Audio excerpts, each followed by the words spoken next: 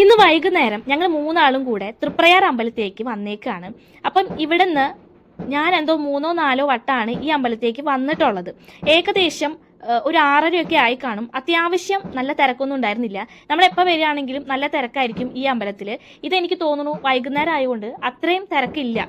കാരണം അവിടെ ഉള്ളവർ മാത്രമായിരുന്നു ഉള്ളത്. അമ്പലത്തിന്റെ ഉള്ളിൽ കടന്ന് കൃഷ്ണന്റെ അവിടെ പ്രാർത്ഥിച്ചു കഴിഞ്ഞപ്പോൾ അവിടെ ഒരു ആന നിൽക്കുന്നുണ്ട്. അപ്പൊ ആനയും പാപ്പാനും കൂടി സംസാരിച്ച് നിൽക്കണം കേട്ടാ. അപ്പൊ അവിടെ എല്ലാവരും എന്നെ അതിശയത്തോട് നോക്കുന്നുണ്ട്. കാരണം അവരെന്നെ അതിശയത്തോട് നോക്കിയപ്പോൾ വിചാരിച്ചു, അയ്യോ ദൈവമേ, ഇവിടെ ഫോൺ യൂസ് ചെയ്യാൻ പറ്റില്ലേ എന്നൊരു ചിന്ത വന്നു കേട്ടോ.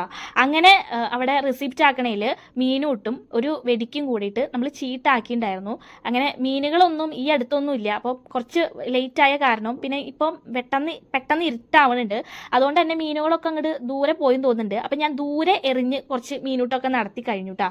അങ്ങനെ വെടി വഴിപാടും കഴിച്ച് നമ്മുടെ നാളിന് ചേർന്ന കുറേ രത്നങ്ങൾ അവിടെ വെച്ചിട്ടുണ്ട്. ഞാനത് വാങ്ങിയില്ല, ജസ്റ്റ് ഒന്ന് ഫോട്ടോ എടുത്ത് വെച്ചു. പിന്നെ എപ്പോഴെങ്കിലും നമുക്ക് ഉപകാരമായാലോ.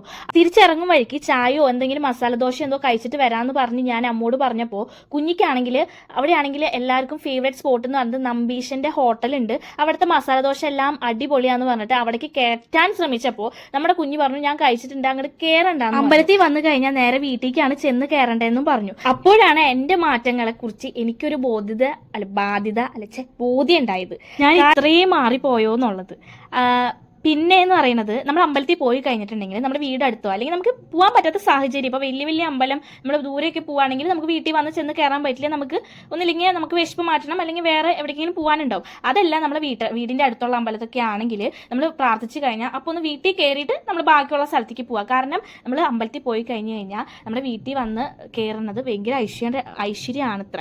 അങ്ങനെയൊക്കെ ഞാൻ കേട്ടിട്ടുണ്ട്. അപ്പം ഞാൻ അങ്ങനെയൊക്കെയായിരുന്നു. അങ്ങനെ അവിടുന്ന് മസാല ദോശ കഴിക്കാനായിട്ട് സമ്മതിച്ചില്ല. അവിടുന്ന് തൃപ്രയാർന്ന് നേരെ ഇരിഞ്ഞാലക്കുട വന്നിട്ട് ശരവണ ഭവൻ എന്നാണ് നമ്മൾ പിന്നെ മസാല ദോശ കഴിക്കുന്നത്. അപ്പോൾ എല്ലാവർക്കും മസാല ദോശ കഴിച്ചില്ല. ഇപ്പോൾ എന്ന് പറയുന്നത് നമുക്ക് 3 ആൾക്കും 3 തരത്തിലുള്ളത് ഓർഡർ ചെയ്തിട്ട് നമ്മൾ അവിടുന്ന് ഇവിടുന്നൊക്കെ കഴിക്കും.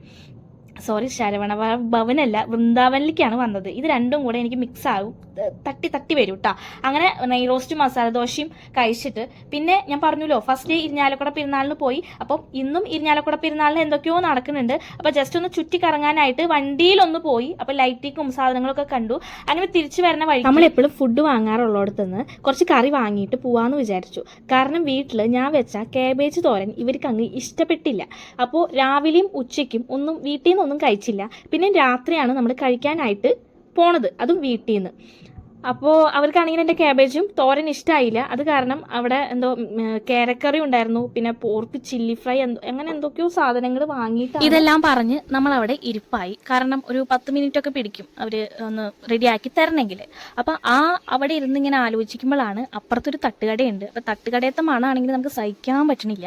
അപ്പോൾ അവിടെ നിന്നും എന്തെങ്കിലുമൊക്കെ വാങ്ങിയാലോ എന്നിങ്ങനെ ആലോചന ഉണ്ടെങ്കിലും ഇവിടുന്ന് സാധനങ്ങൾ വാങ്ങണ കാരണം അങ്ങോട്ട് എന്തായാലും പോവില്ല എന്നുള്ളൊരു ഇത്. അങ്ങനെ നമ്മൾ അവിടുന്ന് ലിവർ ഫ്രൈ ആണ് വാങ്ങിയത്. അപ്പോൾ ഒരു 5 മിനിറ്റ് നമുക്ക് വെയിറ്റിംഗ് ഉണ്ടായിരുന്നു. സോ അതുകൊണ്ട് ഞാൻ എൻ്റെ കയ്യിലുള്ള സ്നിക്കേഴ്സ് അവിടെ നിന്ന് തന്നെ കഴിച്ച്. അല്ലെങ്കിൽ ഞാൻ ഈ സ്നിക്കേഴ്സിന് എത്ര പീസസ് ആക്കണമെന്ന് അറിയോ, ഇതാവുമ്പോൾ ഞാൻ ഒറ്റയ്ക്ക് തന്നെ കഴിച്ചു. അത് കഴിഞ്ഞ് അവിടെ നിന്ന് എല്ലാ സാധനങ്ങളും വാങ്ങി നേരെ വീട്ടിൽ വന്നു. അപ്പോൾ ഈ എനർജി ഡ്രിങ്ക് റെഡ് ബുള്ളിൻ്റെ സംഭവം കൂടി വാങ്ങിയിട്ടുണ്ടായിരുന്നു കുഞ്ഞ്. അത് കുടിച്ചപ്പോൾ എനിക്ക് തീരെ ഇഷ്ടമായില്ല. ഞാൻ അവൾക്ക് തന്നെ അത് കൊടുത്തുട്ടോ. അങ്ങനെ രാത്രി ആയപ്പോൾ നമ്മുടെ വീട്ടിലെ തമിഴൻ ചേട്ടന് നാട്ടിൽ പോകണം. അപ്പോൾ നാട്ടിലേക്ക് പോകാനായിട്ട് തൃശ്ശൂർ പോയിട്ട് തൃശ്ശൂരിൽ നിന്ന് അവർ KSRTCക്ക് എന്തോ ആണ് പോണത്. അപ്പോൾ തൃശ്ശൂർ കൊണ്ടാക്കി ഞാനും അമ്മയും കൂടി രാത്രി. അങ്ങനെ അപ്പോൾ മേടിച്ച ഫുഡ് നമ്മൾ രാത്രി ആയപ്പോഴാണ് വീണ്ടും തിരിച്ചത്. അപ്പോൾ ഇത്രയേ ഉള്ളൂ video. Thank you so much for watching.